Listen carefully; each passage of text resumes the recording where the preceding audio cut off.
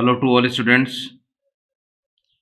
बाल साधना शिक्षण संस्थान की ऑनलाइन क्लासेज में आज हम class 10th science book chapter 2 human system Hindi में कहेंगे मानव तंत्र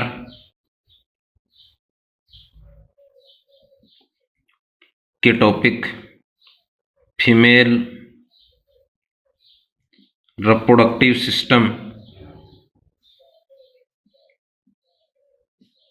हिंदी में कहेंगे इसे मादा जनन तंत्र का अध्ययन करेंगे।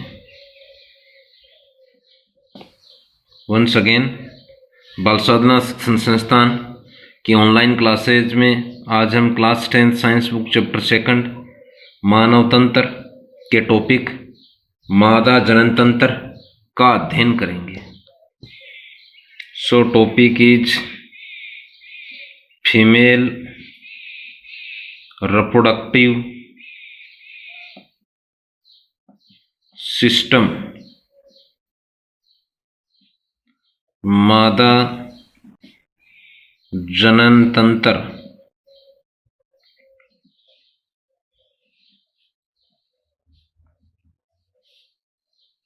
Students, system means group of organ, इसे कहेंगे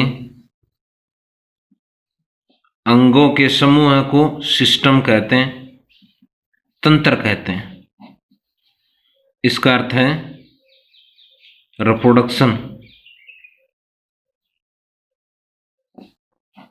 यानी जनन, प्रजनन भी बोल सकते हैं। इसका अर्थ ले लेंगे मादा। क्या अर्थ होगा? देखो, अंगों का वह समूह जो जनन से संबंधित हो, जनन से रिलेटेड हो, वो भी किसमें? मादा मनुष्य में। अंगों का वह समूह है जो जनन क्रिया से संबंधित हो, जनन से संबंधित हो, केवल मादा से या फीमेल ह्यूमन से संबंधित हो, उसे फीमेल रिप्रोडक्टिव सिस्टम कहते हैं या मादा जनन तंत्र कहते हैं। नेक्स्ट अगर हम देखें किसका टाइप है, रिप्रोडक्टिव सिस्टम का टाइप है, तो बोल सकते हैं यह जनन तंत्र का प्रकार है या प्रजनन तंत्र का प्रकार भी बोल सकते हैं। नेक्स्ट है मादा जनन तंत्र।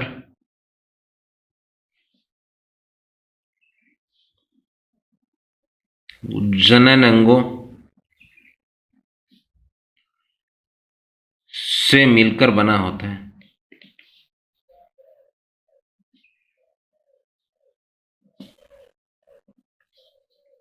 नेक्स्ट अगर हम देखें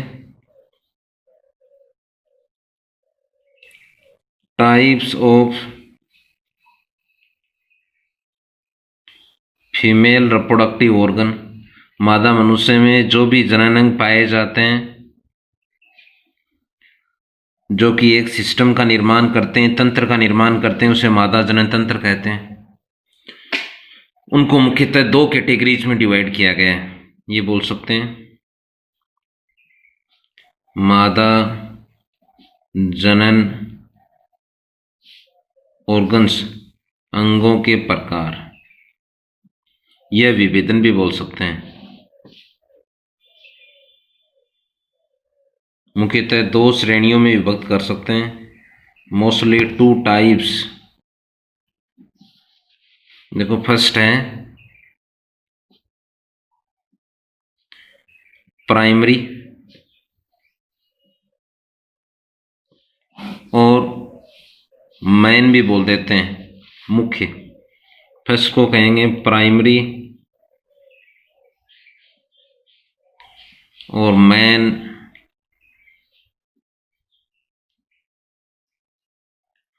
रिप्रोडक्टिव ऑर्गन।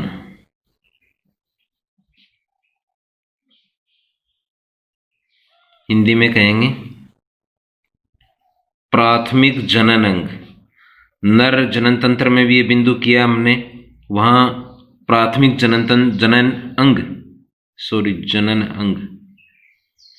अंग वहां टेस्टिस किया था, यहां ओवेरी हम पढ़ेंगे। सेकंड है सेकेंडरी रिप्रोडक्टिव ऑर्गन, इनको कहेंगे द्वितीयक जनन अंग। कॉमन डिफरेंस ये दोनों में, यहां से मादा जनिक संरचना ओवम या अंडाणु का निर्माण होता है। यहां मादा जनिक संरचना ओवम या अंडाणु का निर्माण नहीं होता है, परंतु उसे आगे अनुकूल प्रसूति में निषेचन के लिए व रोपण के लिए जिन अंगों की आवश्यकता होती है उन्हें द्वितीयक जननांग या सहायक जननांग कहते हैं। इसमें एक ही है ओवेरी, हिंदी में जिसे कहेंगे अंडाशय। इसमें है फर्स्ट ओविडक्ट,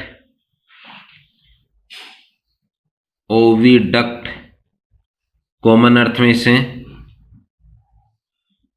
फेलोपियन ट्यूब भी कहते हैं, हिंदी में कहेंगे अंडवाहिनी। प्रथम द्वितीयक जननांग है। सेकंड है यूट्रस, इसे कहेंगे गर्भाशय। थर्ड है वेजाइना, ये मुख्यतः द्वितीयक जननांग है मादा मनुष्य के। फर्स्ट अगर हम देखें ओवेरी,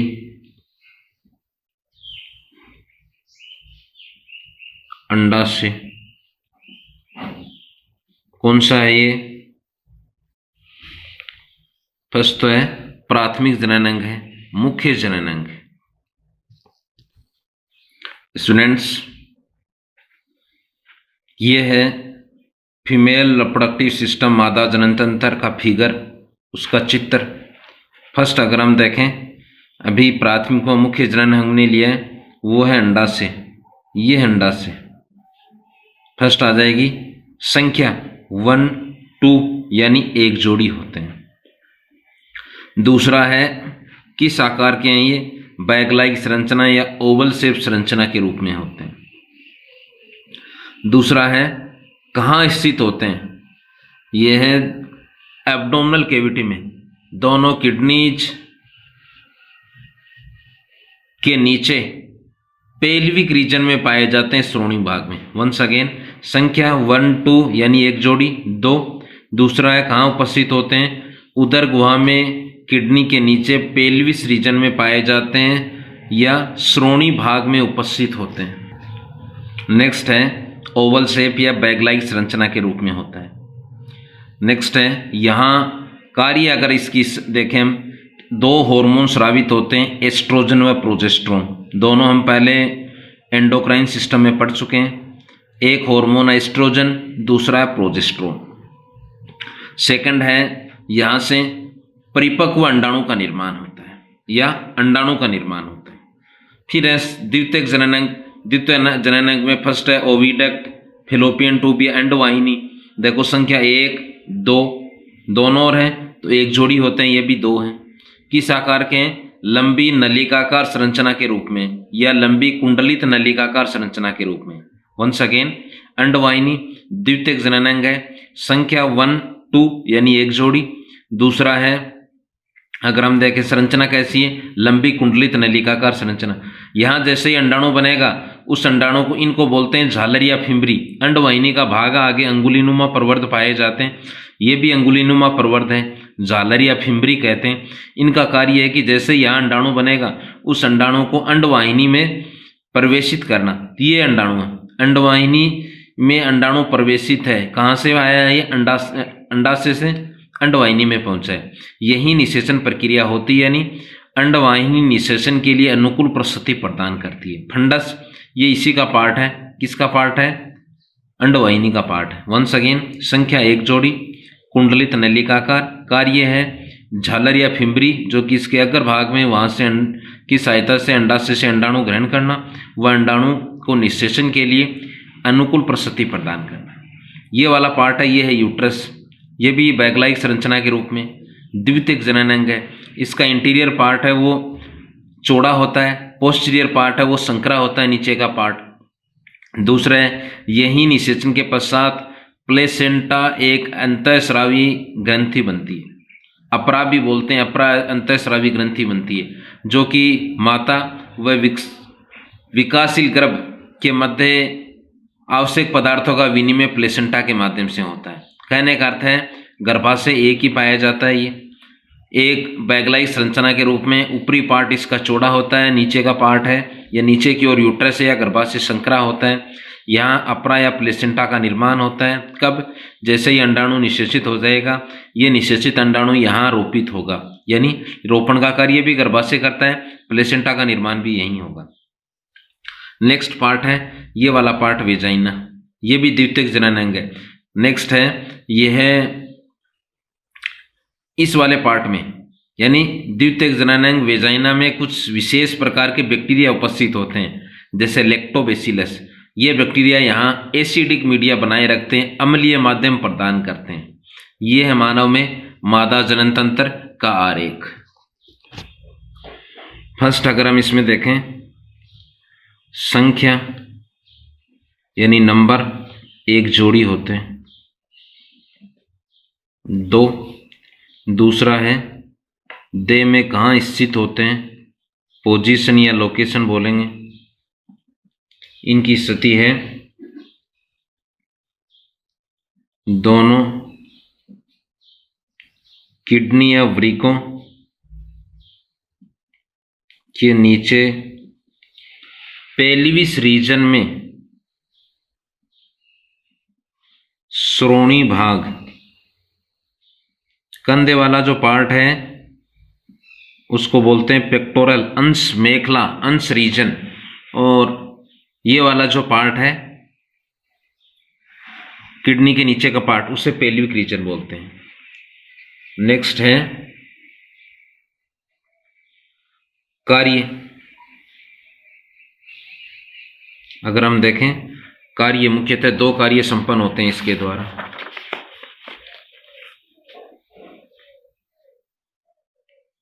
फंक्शन ऑफ ओवेरी,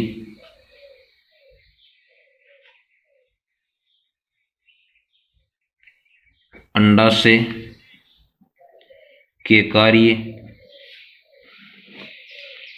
ये है ओवेरी। अंडाशय मुख्य जननांग है, प्राथमिक जननांग है। 2 कार्य संपन्न होते हैं मुख्य रूप से। फर्स्ट है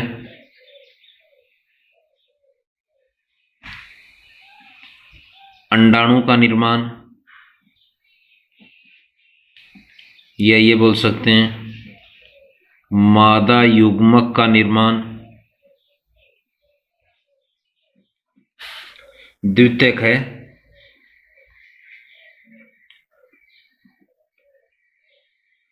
अंतःस्रावी ग्रंथि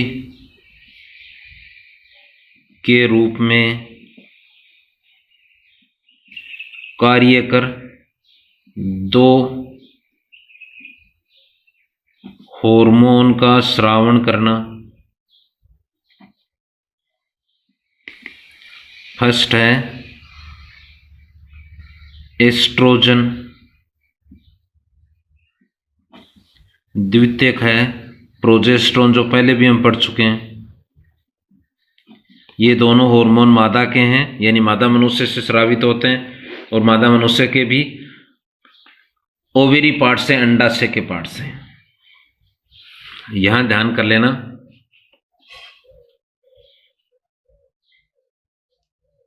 अंडाणु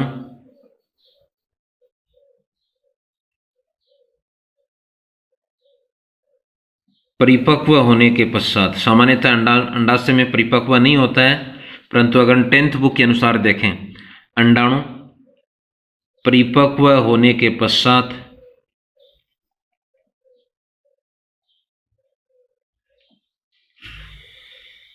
अंडाशय से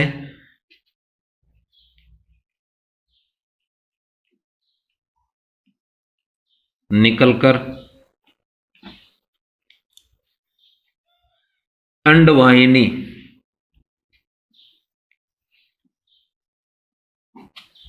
से होकर गर्भाशय तक पहुंचता है, होकर गर्भाशय तक पहुंचता है। गर्भाशय को कहेंगे यूट्रस, अंडवाहिनी को कहेंगे ओविडक्ट व फैलोपियन ट्यूब। नेक्स्ट हम सेकेंडरी रिप्रोडक्टिव ऑर्गन, द्वितीयक जननांग, द्वितीयक लैंगिक अंग। फर्स्ट अगर हम इसमें देखें, अंडवाहिनी, इंग्लिश में इसे कहेंगे फैलोपियन ट्यूब। देखो नाम से स्पष्ट, ट्यूब यानी नलिकानुमा संरचना है। नलिकानुमा वहन करती है, यानी परिवहन कर रही है किसका? अंडाणु का। वंस अगेन, वह द्वितीयक लैंगिक अंग जो नलिकानुमा है, अंडाणुओं का वहन करता है, वो है अंडवाहिनी। फर्स्ट है संख्या, एक जोड़ी यानी नंबर होते हैं 2। दूसरा है स्थिति, यानी मानव की देह में या मादा मनुष्य की देह में कहाँ स्थित होती है?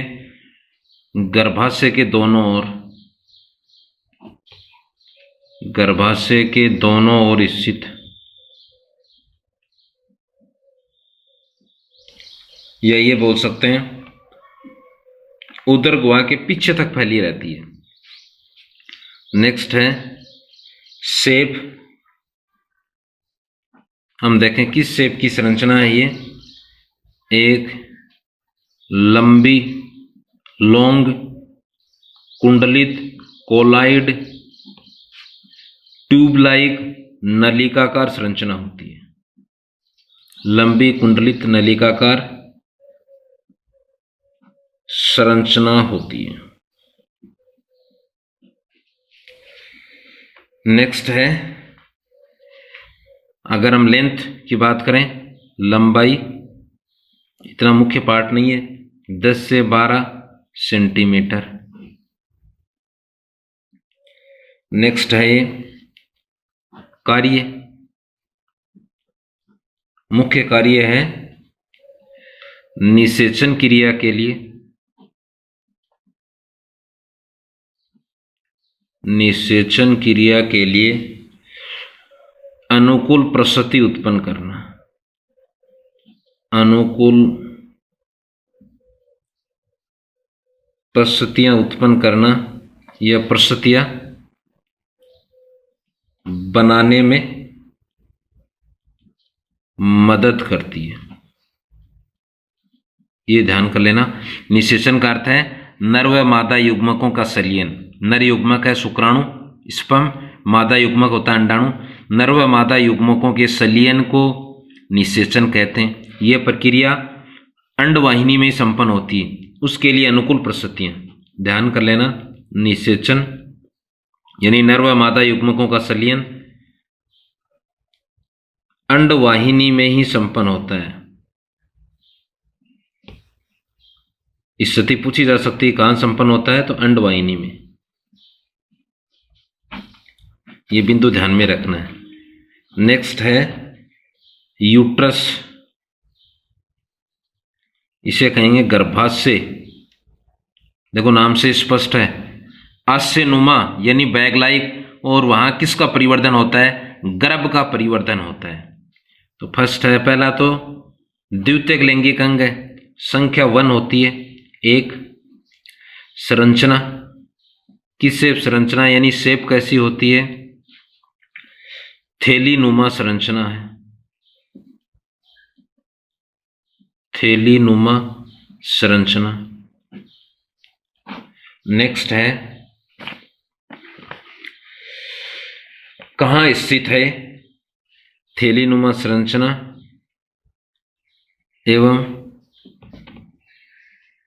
फ्लैशी ऑर्गन है, मासल अंग है। फ्लैशी ऑर्गन भी बोलते हैं, मासल अंग भी बोलते हैं। नेक्स्ट है ऊपरी भाग चौड़ा। अगर हम इस सेब की संरचना का अध्ययन करें, वह निचला भाग संकरा होता है। निचला भाग संकरा होता है। नेक्स्ट है प्लेसेंटा अपरा, इंग्लिश में बोलेंगे इसे प्लेसेंटा, का निर्माण भी गर्भाशय में होता है। ध्यान ये रखना है, प्लेसेंटा माता यानी मदर और भ्रूण एम्ब्रियो कहेंगे, मदर कहेंगे, के मध्य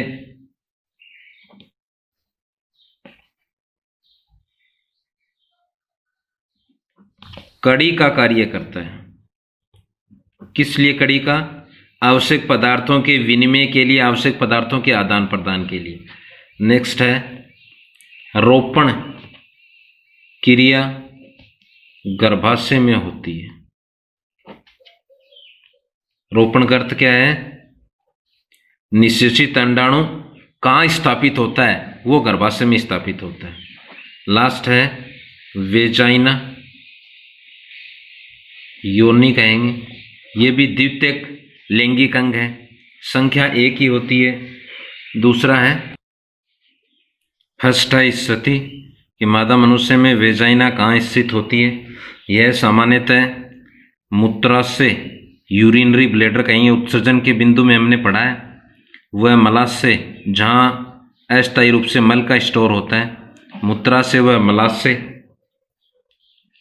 के मध्य स्थित। पहला तो ये। दूसरा है इसमें यानी वेजाइना में लैक्टोबैसिलस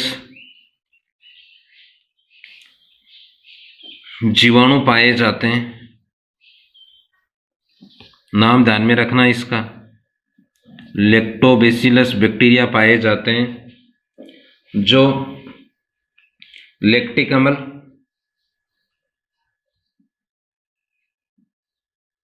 नाम से स्पष्ट है, लैक्टिक अम्ल व कार्बनिक अम्ल का निर्माण कर वेजाइना का माध्यम एसिडिक, ये अम्लीय रखते हैं। ये पूछा जा सकता है कि वेजाइना का माध्यम कैसा होता है? अम्लीय। क्यों होता है? क्योंकि यहाँ लैक्टोबैसिलस जीवाणु पाया जाता है जो कि लैक्टिक अम्ल का उत्पादन करता है, वह कार्बनिक अम्ल का, कार्बनिक एसिड का निर्माण करता है। देखो नेक्स्ट है कार्य।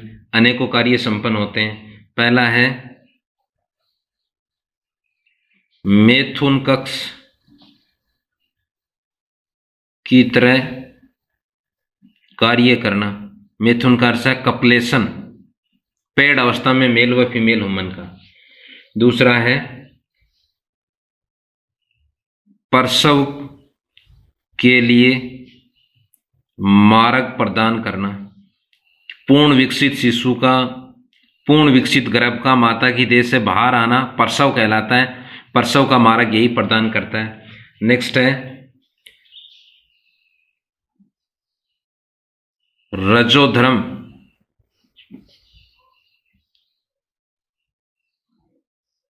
के दौरान